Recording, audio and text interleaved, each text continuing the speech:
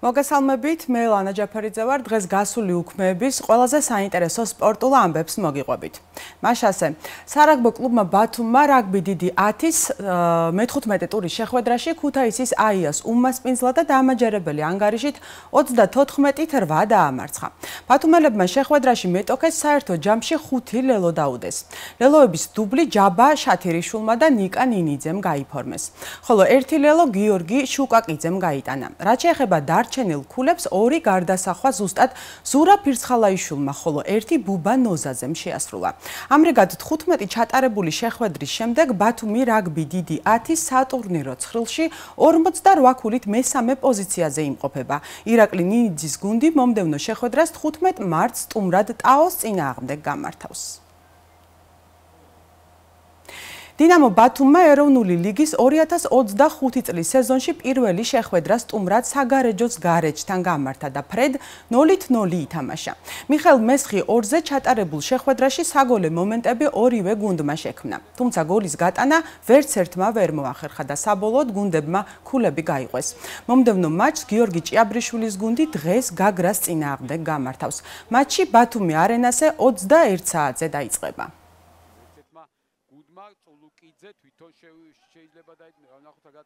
ვერ დავარქმევდი მე ამას თამაშს, ზოგადად ჩემ გუნდზე მაქვს საუბარი. ესაც თქვენ ჩამოთვალეთ კი მიზეზებია, რომლითაც შეიძლება ვისარგებლო, მაგრამ ვერ ვისარგებლებ. უსახური თამაში იყო, ძალიან ცუდად მოვამზადე, ძალიან ცუდად ითამაშეს, ვითამაშეთ და მთლიანობაში ძალიან ცუდად ჩოხდით პირველ ტურს. რა თქმა უნდა, არაფერს არ აქვს, ჩემი აზრით გამართლება ის არ იყო, ბათუმის დინამო ამ ხარისხით არ უნდა თამაშობდეს. წლევანდელი მიზანი არის, ყველაზე მთავარი მიზანი არის, რომ გუნდი ავაშენოთ. ეს არის ახალი გუნდი. ზოგადად თავარი მიზანი იქნება ევროტურნირის საგზურს თუ მოვიპოვეთ. ეს მიზანი კი არ იქნება, ეს სურვილია და ძალიან კარგი იქნება ამას თუ მოვახერხებთ. მაგრამ ყველაზე მთავარი ისაა, რომ ეს ამდენი ახალი ფეხბურთელი რამენერად გუნდად ვაქციოთ და დღესაც ვანახეთ ჩვენ გულშემატკივარს, ესეთი თამაშები არ ვანახოთ. ძალიან დაძაბული მატჩი იყო, რაც პირველ თამაშს ყოველთვის ახლავს. ფიქრობ, რომ შედეგი ლოგიკური იყო. დაძაბულობა, მეტი ბრძოლა იყო და ანგარიშიც ალბათ ლოგიკურია. ჩვენ ცოტა რთულია მიზნებზე რაღაც დავიცახო, ჯერ არ ვიცით რა დონეზე ვართ, როგორ ვართ მომზადებული, პირველად ვარ და ჩვენი თავი ჯერ არ ვიცით რა ძალისა ვართ. ამიტომ ცოტა დრო რო გავა, მე როგორ შესაბამისად მიზნებს უკვე მე დავისახავთ. ჯერჯერობით ფიქრობთ, რაც შეიძლება მეტი ქულები ავიღოთ. საკალათბურთო კლუბი ბათუმის საქართველოს სუპერლიგის მორიგ ტურში სტუმრად ამრას დაუპირისპირდა და მეტოქე 100-ით 89 დაამარცხა.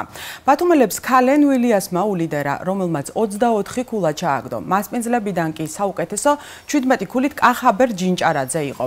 13 ჩატარებული შეხვედრის შემდეგ ბათუმის სუპერლიგის სატურნირო ცხრილში 20 ქულით მე-6 პოზიციაზე იმყოფება. ბუბა ბერიშვილის გუნდი მომდევნო შეხვედრას 11 მარტს შინ ივერიონის წინააღმდეგ ჩაატარა. წარმატებით იასპარეზა გორში გამართულ საქართველოს ჩემპიონატზე სპორტულ კარატეში აჭარის ნაკრებმა. შეჯიბრება სხვადასხვა ასაკობრივ და დიდების კატეგორიაში ჩატარდა.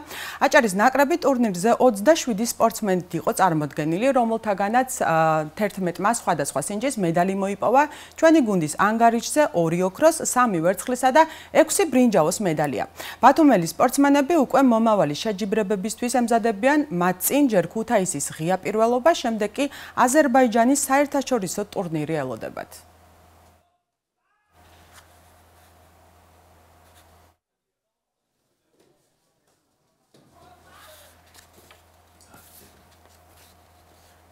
ტურნირი ეროვნულ ლიგაში ორში აღზევებულმა საფეხბურთო კლუბმა გონიომ პირველი ტურის შეხვედრა სტუმრად თბილისის ლოკომოტივთან გამართა და ფრედ 1-1 ითამაშა. შეხვედრაში ანგარიში მე-7 წუთზე პენალტის ნიშნულიდან ლაშა მენთეშაშვილმა გახსნა და მასპინძლები დააწინაურა. გონიომ ანგარიშის აღდგენა პირველსავე ტაიმში მოახერხა. გატანილი გოლით თავი 35 წუთზე კახი კახაბრიშვილმა გამოიჩინა და შეხვედრის საბოლოო ანგარიშიც დააფიქსირა. ლევან ჯოხაძის გუნდი მომდევნო შეხვედრას 15 მარტს შინ სპაერის წინააღმდეგ ჩაატარებს. გასულ უქმეებზე ბათუმში ნიჩბოსნობაში მიხეილ ლომთათიძის სახელობის ტურნირი გაიმართა. ჩემპიონატი 3 სხვადასხვა კატეგორიად ჩატარდა და მასში რეგიონის 60-მდე ნიჩბოსანი მონაწილეობდა. ღონისძიებაში სპეციალური მოწვევით მონაწილეობა ასევე ლიტვის ნიჩბოსანთა გუნდმაც მიიღო. ტურნირის გამარჯვებულები და საპრიზო ადგილზე გასული სპორტსმენები თასებით, მედლებითა და სიგელებით დაჯილდოვდნენ.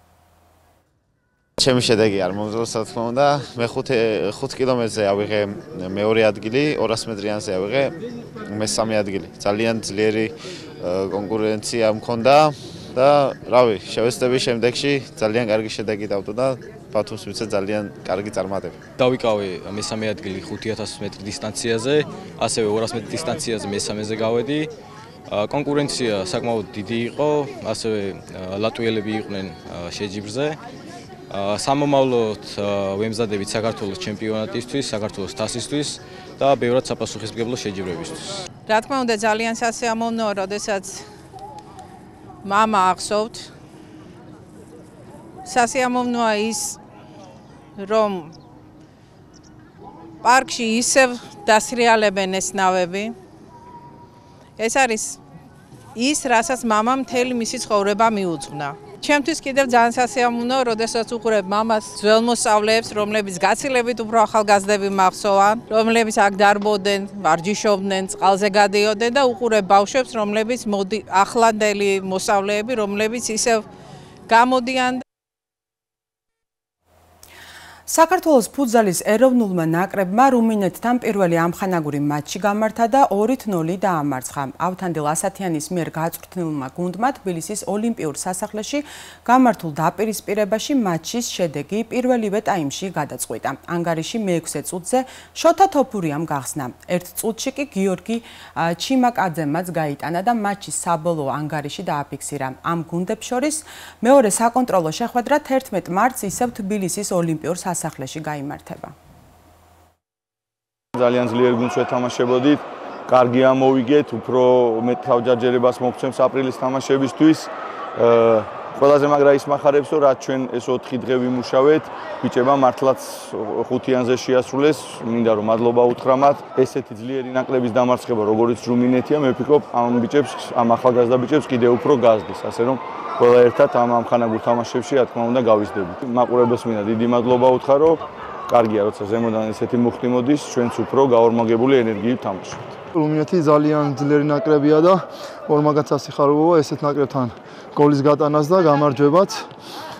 რაც შეეხება ამ მოსამზადებელ მატჩს, თავარი მიზანი არის კოსოვოსთან მატჩი და სპეციალად იყო შერჩეული რუმინეთის ნაკრები, გვანან ერთმანეთს დონითაც და თამაშის სტილითაც.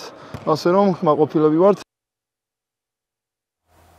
21-23 მარტს თბილისი ძიუდოში გრანდ სლემს უმასპინძლებს ჩვენი ნაკრები მამაკაცთა და ქალთა შორის ტურნირზე საერთო ჯამში 38 ძიუდოისტი წარსდგება. შეგახსენებთ, რომ გასულ წელს საქართველოს ნაკრები ტურნირზე 43 ძიუდოისტით გამოვიდა და გუნდურ ჩათვლაში 4 ოქროსა და 1 ბრინჯაოს მედლით პირველი ადგილი დაიკავა.